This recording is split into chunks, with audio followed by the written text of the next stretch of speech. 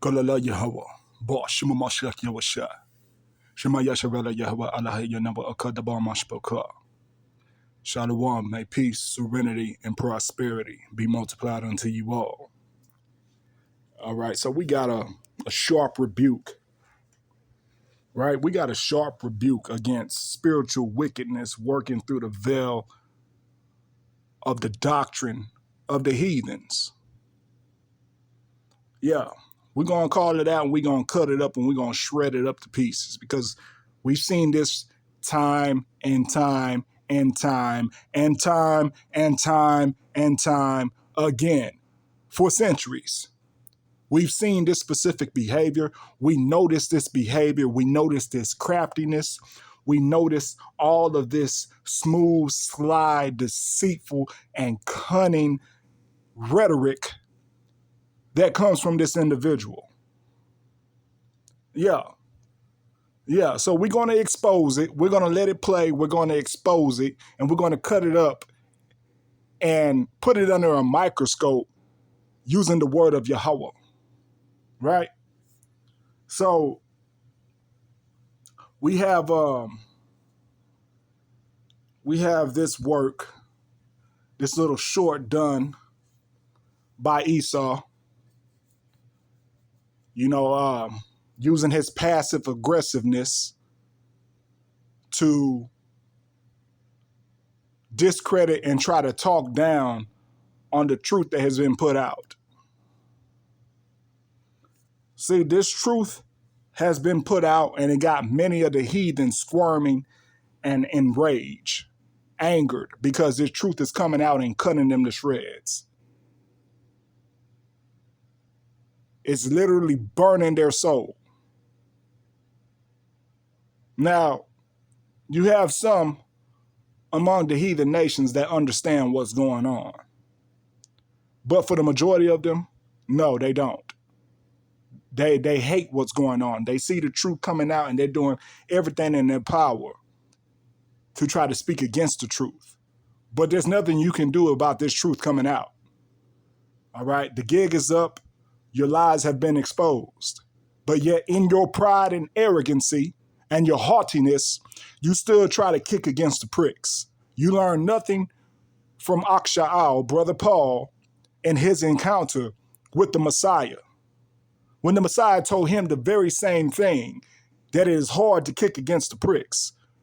When Brother Paul was all the way down in his Pharisaical sect, persecuting those who were following the Messiah. So Esau and all his craftiness is doing the same thing, kicking against the pricks. So we're going to go ahead and watch this short that Esau made, and we're going to expose the liar that Esau is. Let it begin. Probably seen those angry street preachers claiming African Americans are the true Israelites, pointing to Deuteronomy 28:68 as their proof. Let's set the record straight. Yeah, let's set the record straight. Let's go ahead and see this cunning craftiness that you're going to work in, and let's expose it by the word of the Most High. We're going to go to the book of Sirach, chapter 27, verses 22 through 28. He that winketh with the eyes worketh evil, and he that knoweth him will depart from him. When thou art present, he will speak sweetly and will admire thy words. But at the last, he will writhe his mouth and slander thy sayings. So there's many of you heathens out there that listen to the channel of the prophets. You listen to the true doctrine being brought out. You listen and you take notes, and then you go and create stuff like this, speaking against the truth that you just learned from because you don't like it, because it's exposing your wickedness. It's exposing all the false fallacies and all of the lies that you've held on to generation after generation and after generation due to your pride and arrogancy. Sirach 27, verse 24. I have hated many things, but nothing like him, for Yahweh will hate him. So the gig is up. We know who the wicked of the world is. The same people that are running the world are of that wicked that the Bible speaks of. They are of the wicked that the Bible speaks of. The same people that are in power right now are the wicked that the Bible speaks of. And we see that same craftiness, right? We see them same works in this short here. Watch, we're going to let it play, and everything that the scriptures speak on, you're going to see it by the very works of this individual who created this short. Sirach 27, verse 25. Whoso casteth a stone on high, casteth it on his own head, and a deceitful stroke shall make wounds. Verse 26, whoso diggeth a pit shall fall therein, and he that setteth a trap shall be taken therein. Verse 27, he that worketh mischief, it shall fall upon him, and he shall not know whence it cometh. Verse 28, mockery and reproach are from the proud. Mockery and reproach are from the proud. Mockery and reproach are from the proud, but vengeance as a lion shall lie in wait for him. Tick, tock, tick, tock. Your kingdom is going down. That verse talks about returning to Egypt by ships. After Jerusalem fell in 70 AD, many Jews were literally shipped off to Egypt and sold as slaves. This directly fulfills the prophecy in its historical context. But here's the thing, the verse also says, but no one will buy you. During the transatlantic slave trade, enslaved Africans were in high demand. They were bought and sold extensively. This fact doesn't line up with the prophecy at all. Plus, so see, Esau will sit up here and tell a bold-faced lie in such a sweet and polite tone. He spoke the truth but called it a lie at the same damn time. Y'all see the craftiness here. And then he has our forefather Moses as some ugly frog man. Look at the mockery here. Look at the mockery here as he tries to speak on our business that we have finally came awakened to. We've become awakened to this business of the Most High. We finally know who we are collectively.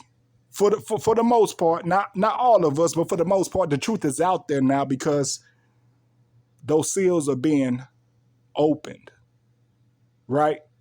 Those seals are being opened. They're not all open yet, but those 7 seals are being opened as we speak. And it's only a matter of time till all 7 are opened.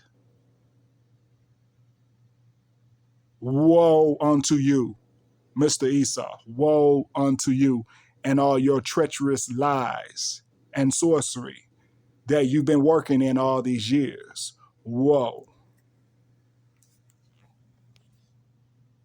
We're going to get a couple more precepts here while, Mr. Esau here spoke this bold-faced lie while telling the truth at the same time. Telling the truth of the matter and then trying to say it's a lie. We're going to expose more of this folly here in the book of Romans, chapter 16, verses 17 through 18. Now I beseech you, brethren, mark them which cause divisions and offenses contrary to the doctrine which ye have learned, and avoid them. For they are such.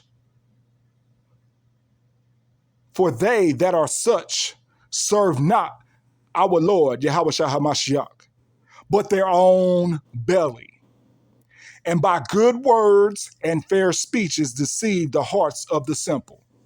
So yeah, this Mr. Esau here is working off of his own belly, off his own pride that he's been brought up in, and all the lies that he was told of how really things are, all the lies that he was brought up in. He's working off that on his own belly regarding this matter, right? And we're going to see it further as this video plays on. And in fair speeches, as he's doing right now, speaking in this soft and polite tone, he's deceiving the hearts of the simple. So there's been many people, as we can see here by the like count, there's been many people that have liked this abominable, blasphemous display that Mr. Esau has put here. 24,000 likes. So 24,000 people have been deceived by this treachery and lie. This treachery, this lie, and this distortion of truth. Let it continue. So Deuteronomy 28 lists numerous curses for disobedience. Cherry-picking one verse while ignoring the rest of Deuteronomy 28 is a surefire way to misinterpret the text. So while these groups accuse others of being fake Jews, they're really just cosplaying as Jews themselves. Plus, according to the Apostle Paul, say this is nothing but the Nicolaitan doctrine that Esau loves to push out and promote, and that he has reigned and conquered with and destroyed many for centuries, right? This is nothing but that same Nicolaitan doctrine, but in a more smoother and crafty approach. Yeah, we're going to get to it here. Revelation chapter 2, verses 13 through 14.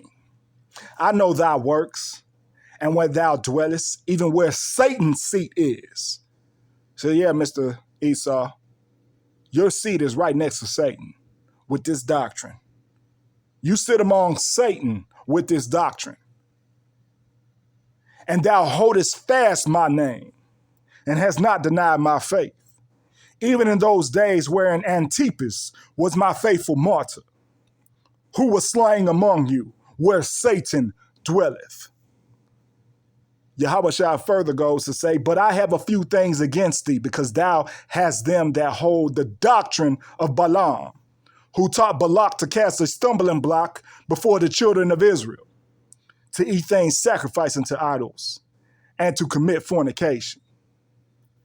So this twisting up of the truth right here is that stumbling block that many foolish Israelites may have fallen into, believing this BS here, and committing fornication to the matter. Spiritual fornication. Serving idols. Like this idol we see here that this man has produced in this blasphemous rhetoric against the truth that burns against his soul. This is the book of Proverbs, chapter 26, verse 23. Burning lips and a wicked heart are like a potsherd covered with silver dross. Verse 24. He that hateth dissembleth with his lips. What did Proverbs 26:24 say? He that hateth dissembleth with his lips, and layeth up deceit within him. That's exactly what we see you doing here, Mr. Esau. You hate, therefore you dissembleth with your lips, with fair, smooth speeches. You lay up deceit. This is book of Proverbs, chapter 26, verse 25. When he speaketh fair, believe him not, for there are 7 abominations in his heart. So right now, Mr. Esau, as you produce this animation with this fair speech, you got 7 abominations in your heart. 7 abominations in your heart. 7. What are those 7 abominations? Well, we know through my great ancient grandfather, who everybody of the fold of Yasharala knows as Malak Shalamah, which may be very foreign to you, Mr. Esau. We know by him, through the spirit and through the connection of blood that we have to Malak Shalamah, that the Most High has made ready available through us through the spirit of this great awakening, Mr. Esau. We know this by the way of Malak Shalamah, with Abanawa Yahawah speaking through Malak Shalamah through this great writing, Mr. Esau. Yes, we see here that those seven abominations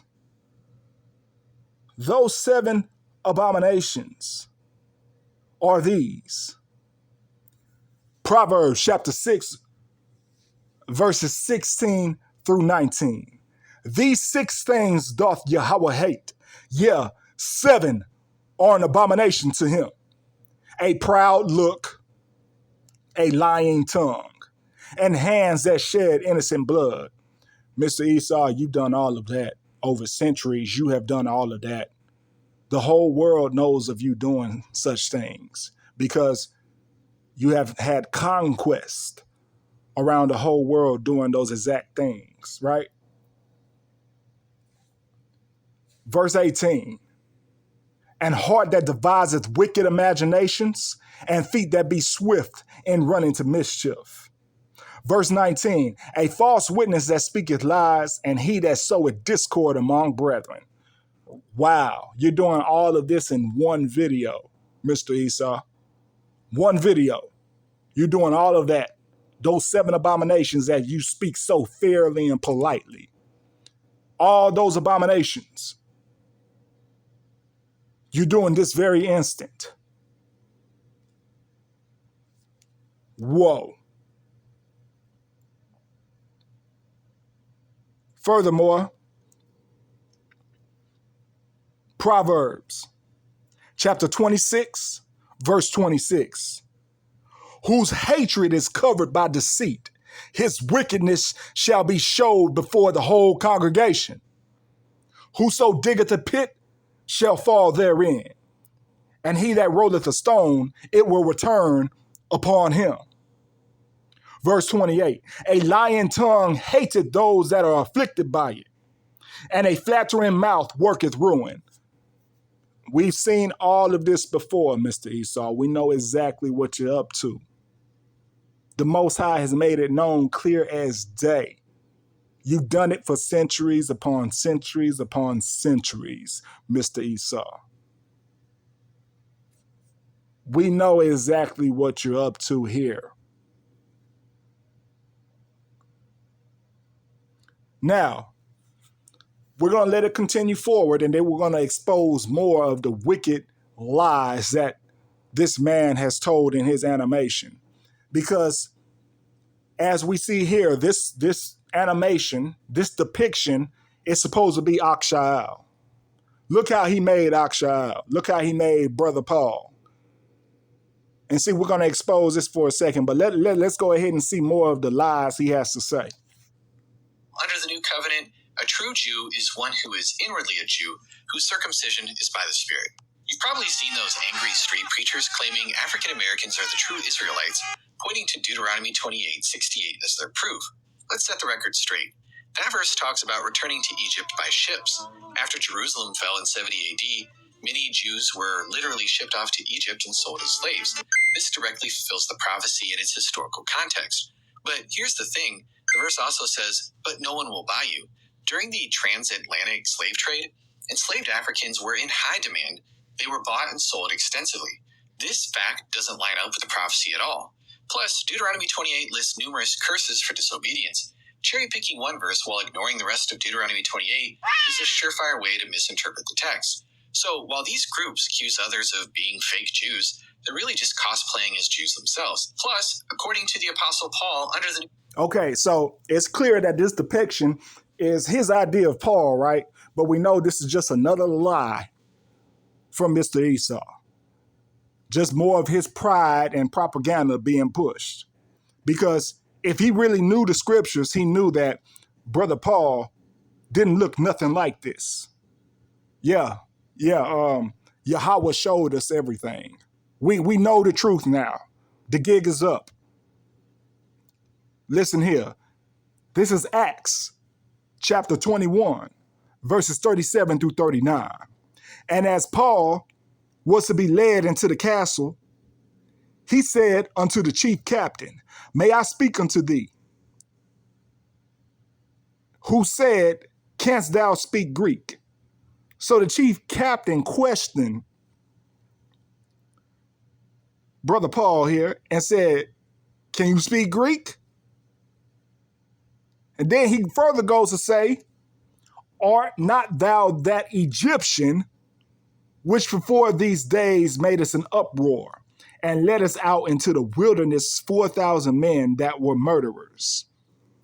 So due to Paul's presentation and his physical characteristics, he was mistaken as an Egyptian.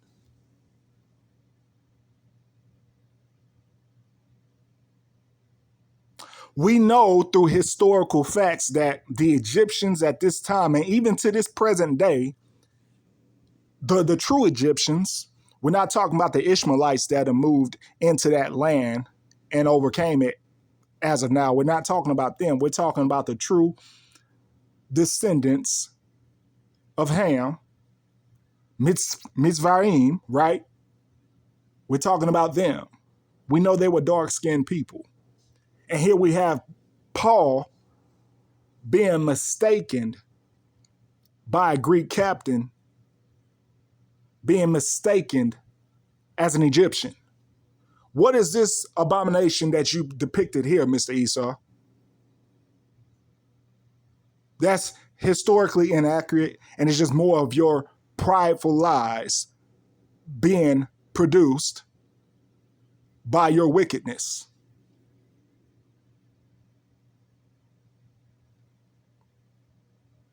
But what did Paul say to this chief captain who thought he was an Egyptian?